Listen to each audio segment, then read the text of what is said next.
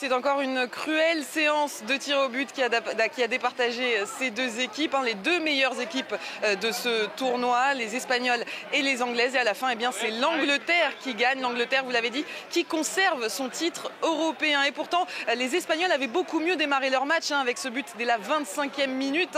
Un centre d'Ona Batllé sur la tête de Mariona Caldente. Après ça, on a senti les Anglaises éteintes. Et pourtant, au retour des vestiaires, ce sont elles qui prennent les choses en main et qui parviennent à égaliser. Là encore, un but de la tête d'Alessia Russo sur un centre de Chloé Kelly. Chloé Kelly impériale depuis le début de cet Euro. Malgré de nombreuses occasions, les deux équipes filent en prolongation et la suite, on la connaît. 3 Espagnols manquent leur tir au but, ce qui donne la victoire à l'Angleterre. Et c'est cruel, c'est très cruel pour l'Espagne qui jusqu'ici avait fait un parcours sans faute. Elle avait remporté absolument tous ses matchs et au score, elle n'avait été dominée que durant 4 petites minutes. C'était face à l'Italie en phase de poule. 4 minutes contre 219 minutes pour l'Angleterre. Les Anglaises qui ont été incroyables ce soir et qui pourtant ont eu un parcours chaotique depuis le début de cet Euro. On se souvient de ce tout premier match perdu face à la France. Les Anglaises ont réussi à renverser de nombreux matchs jusqu'ici et grâce à